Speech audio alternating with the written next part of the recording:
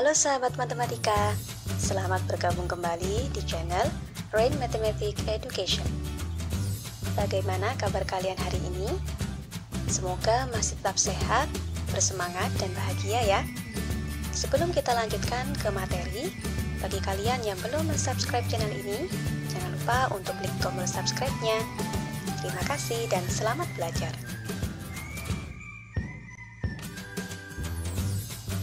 Pada seri mata kuliah aljabar linier kali ini, kita akan membahas tentang matriks-matriks jenis tertentu yang memiliki bentuk dan sifat-sifat yang khusus. Matriks yang akan kita pelajari dalam video ini merupakan salah satu dari jenis-jenis matriks yang paling sering muncul dalam berbagai konteks yang ada di dalam aljabar linier. Matriks khusus dalam hal ini dikategorikan menjadi 3 jenis, yaitu matriks diagonal, matriks segitiga, dan yang terakhir adalah matriks simetrik. Pada pembahasannya nanti, saya tidak akan terlalu detail dalam menjelaskan sifat-sifat atau aturan-aturan yang berlaku di dalam matriks-matriks khusus ini ya. Jadi nanti saya akan lebih mendorong teman-teman untuk bisa menemukan sifat-sifat atau aturan-aturan tersebut sendiri melalui berbagai macam pertanyaan yang akan saya ajukan. Oleh karena itu, silakan simak video ini sampai akhir dan jangan lupa kerjakan tugas-tugasnya ya, oke? Baik teman-teman, sekarang kita masuk ke materi yang pertama ya, tentang matriks diagonal. Apa sih sebenarnya matriks diagonal itu? Jadi, matriks diagonal itu adalah sebuah matriks bujur sangkar atau kita kenal dengan istilah matriks persegi yang semua entry pada selain diagonal utamanya berupa angka 0. Silakan teman-teman garis bawahi di situ, semua entry pada selain diagonal utamanya harus berupa angka 0. Kalau misalkan ada pertanyaan, bagaimana kemudian kondisi dari entry-entry pada diagonal utamanya? Maka jawabannya adalah entry-entry pada diagonal utamanya boleh bernilai 0 atau boleh bernilai tidak 0. Yang perlu teman-teman tekankan di sini adalah entry-entry pada selain diagonal utama. Mereka semuanya harus berisi angka 0. Bisa dipahami ya?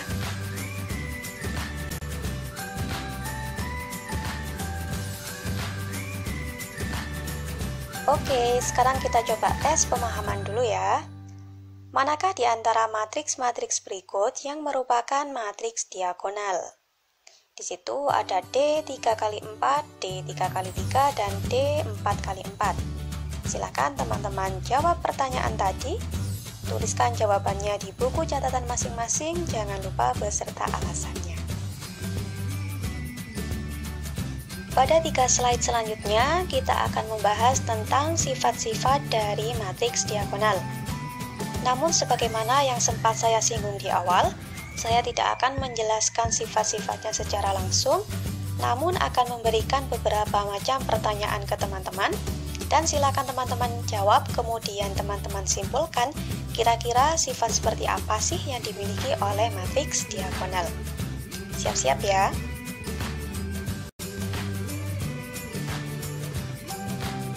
Tugas pertama, saya punya matriks diagonal yang saya notasikan dengan DI, di mana I di situ adalah indeks yang berjalan mulai dari 1 sampai dengan 3. Artinya, matriks diagonal yang saya miliki jumlahnya ada 3 ya. Ada matriks D1, D2, dan D3. Perintahnya adalah, silakan teman-teman hitung nilai untuk entry-entry pada matriks DI pangkat 3. Berarti nanti silakan teman-teman hitung D1 pangkat 3 nilainya seperti apa, D2 pangkat 3 nilainya seperti apa, begitu juga dengan D3 pangkat 3. Setelah teman-teman berhasil menentukan hasil dari perpangkatan tersebut, kira-kira kesimpulan apa yang bisa teman-teman rumuskan kaitannya dengan salah satu sifat dari matriks diagonal? Kalau misalkan nanti saya punya sebuah matriks diagonal umum ya, saya lambangkan dengan D, kemudian D ini saya pangkatkan dengan K, kira-kira bagaimana ya kondisi dari entry-entrynya? Silakan teman-teman hitung dulu, kemudian tuliskan jawabannya di buku catatan masing-masing, dan sertakan juga kesimpulan beserta alasannya ya.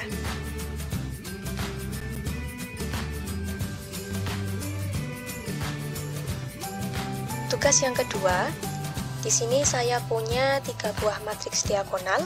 Saya notasikan dengan D1, D2, dan D3. Perintahnya adalah, silakan teman-teman cari inverse dari matriks D1, D2, dan D3 dengan menggunakan inversi baris. Nanti setelah ketemu inverse dari masing-masing, silakan teman-teman berikan kesimpulan. Kira-kira ada rumus nggak untuk menyelesaikan atau menentukan inverse dari sebuah matriks diagonal? Kemudian, kalau misalkan ada suatu matriks diagonal yang salah satu entry pada diagonal utamanya berupa angka 0, maka matriks inverse-nya nanti berbentuk seperti apa? Silakan teman-teman kerjakan, catat di buku catatan masing-masing, jangan lupa beserta alasannya.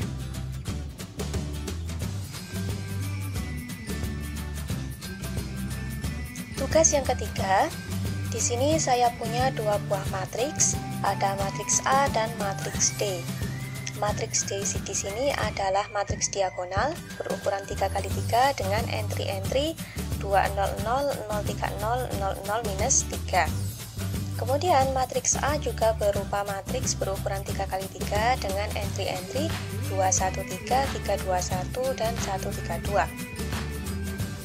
Perintahnya adalah, silakan teman-teman cari nilai dari A dikalikan D dan nilai dari D dikalikan A. Berikutnya silakan teman-teman perhatikan hasilnya, bagaimanakah kondisi dari entry-entry-nya. Dari situ kira-kira kesimpulan apa ya yang bisa teman-teman rumuskan?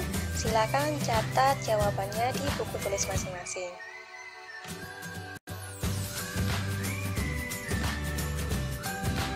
Selanjutnya kita akan masuk pada pembahasan matriks khusus yang kedua ya teman-teman, yaitu matriks segitiga. Apa ya kira-kira matriks segitiga itu? Matriks segitiga diklasifikasikan menjadi 2 jenis. Ada yang kita sebut dengan matriks segitiga bawah, ada juga nanti yang kita sebut dengan matriks segitiga atas.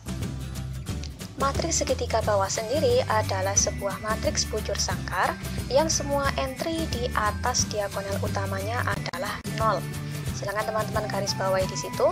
Matriks segitiga bawah adalah matriks bujur sangkar ya, atau matriks persegi yang semua entry di atas diagonal utamanya bernilai 0. Jadi kalau misalkan kita punya suatu entry dengan indeks IJ, di mana I di sini menunjukkan posisi baris dan J adalah posisi kolom, ketika I kurang dari J, maka entry tersebut bernilai 0. Selanjutnya, kebalikan dari matriks segitiga bawah adalah matriks segitiga atas. Terkait dengan definisinya adalah sebuah matriks bujur sangkar atau matriks persegi yang semua entry di bawah diagonal utamanya bernilai 0. Ingat-ingat ya, di bawah diagonal utamanya bernilai 0. Artinya, ketika kita punya suatu entry dengan indeks IJ, ketika I lebih besar daripada J, atau indeks yang menunjukkan posisi baris lebih besar daripada indeks yang menunjukkan posisi kolom, maka entry tersebut bernilai 0. Bisa dipahami ya teman-teman? Untuk menguji pemahaman dari teman-teman, silakan soal berikut dikerjakan ya. Saya di situ punya 4 buah matriks, sama-sama matriks persegi, ada matriks A, B, C, dan F. Manakah di antara matriks-matriks tersebut yang berupa matriks segitiga? Kemudian tentukan jenis matriks segitiganya. Apakah matriks segitiga atas atau matriks segitiga bawah? Tuliskan jawabannya di buku catatan masing-masing beserta dengan alasannya.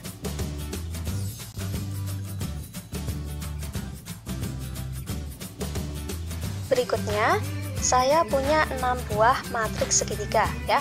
Ada matriks A, B, C, F, G, dan H. Sekarang perintahnya adalah silakan teman-teman cari bentuk dari transpos masing-masing matriks yang ada di dalam slide. Kemudian silakan teman-teman analisis, kira-kira matriks hasil transposnya ini masih berbentuk matriks segitiga atau bukan ya. Kemudian silakan teman-teman analisis juga apa kira-kira hubungan antara matriks segitiga yang belum ditranspos dengan matriks segitiga hasil transposnya. Nah, silakan tulis jawabannya di buku catatan masing-masing, berikan juga alasannya. Tugas selanjutnya, silakan teman-teman lihat di dalam slide. Di situ ada 6 buah matriks segitiga. Ada yang matriks segitiga atas, ada yang matriks segitiga bawah. Sekarang silakan teman-teman hitung nilai dari AB, AG, CF, dan AH.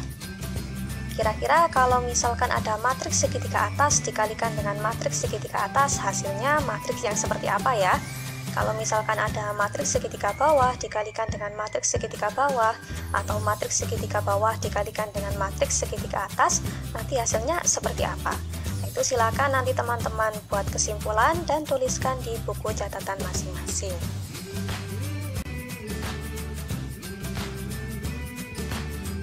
Tugas yang terakhir dari materi yang kedua, di situ saya punya 6 buah matriks segitiga. Silakan teman-teman cari bentuk inverse-nya. Paling enak menggunakan metode inversi baris ya. Jadi ada 6 buah matriks tadi, silakan masing-masing dicari bentuk inverse-nya.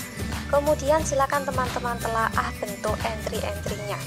Kira-kira matriks inverse-nya ini berupa matriks yang bagaimana? Nah, tuliskan kesimpulan dari teman-teman di buku catatan masing-masing.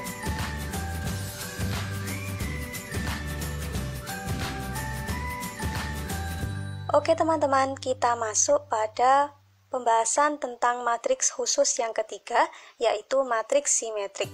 Kira-kira apa ya matriks simetrik itu?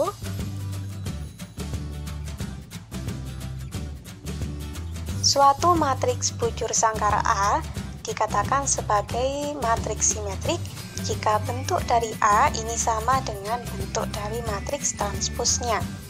Bisa dipahami ya? Jadi misalkan saya punya matriks persegi A, kemudian matriks A ini saya transposkan, dan ketika hasil dari transposnya ini bentuknya sama dengan matriks A sebelum ditranspos, maka matriks A ini bisa kita katakan sebagai matriks simetrik.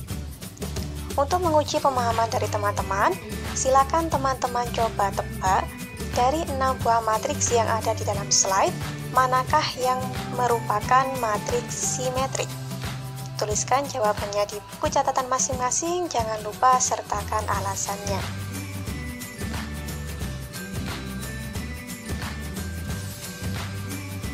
Tugas berikutnya, di sini saya punya 2 buah matriks simetrik, ada matriks A dan ada matriks B. Tugas teman-teman adalah silakan cari bentuk dari matriks A plus B dan matriks A min B.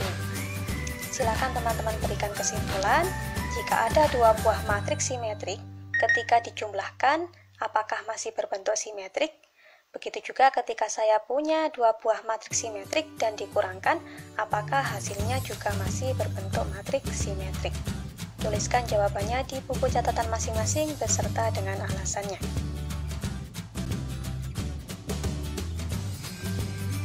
Berikutnya, saya punya matriks simetrik F dan juga skalar K, di mana K di sini saya tentukan besarnya adalah 5. Silakan teman-teman hitung besar dari KF dan inverse dari F. Kemudian silakan teman-teman analisis apakah KF dan F inverse itu juga masih berbentuk matriks simetrik. Tuliskan jawabannya di buku catatan masing-masing beserta dengan alasannya.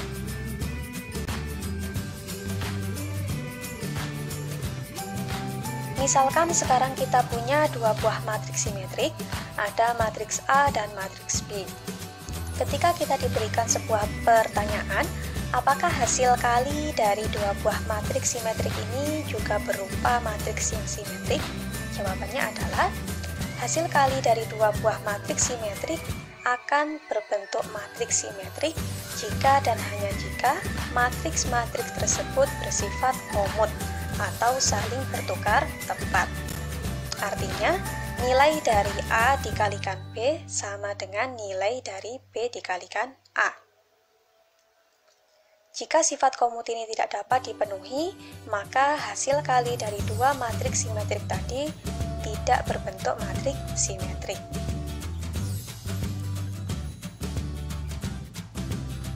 Berikutnya, misalkan saya punya sebuah matriks A berukuran M kali N, maka transpos dari A ini adalah sebuah matriks berukuran N kali M. Saya rasa ini jelas ya. Sekarang pertanyaannya adalah, bagaimanakah hasil atau bentuk dari hasil kali A dengan A transpos atau A transpos dikalikan A? Jawabannya adalah keduanya berbentuk matriks bujur sangkar atau matriks persegi. Ukurannya bagaimana? Silakan teman-teman baca keterangan di bawahnya. Karena matriks A adalah matriks berukuran M kali N dan matriks A transpos berukuran N kali M, maka A dikalikan A transpos akan menghasilkan sebuah matriks berukuran M kali M. Berikutnya, karena A transpos berukuran N kali M, sedangkan A berukuran M kali N, maka A transpos A akan menghasilkan suatu matriks berukuran N kali N. Nah, A dikalikan A transpos dan A transpos dikalikan A ini bentuknya selalu simetrik ya teman-teman. Silakan teman-teman lihat pembuktiannya di dalam slide. Selanjutnya, yang terakhir, misalkan A ini adalah sebuah matriks invertible atau memiliki inverse, maka A dikalikan A transpos dan A transpos dikalikan A itu juga berupa matriks yang invertible.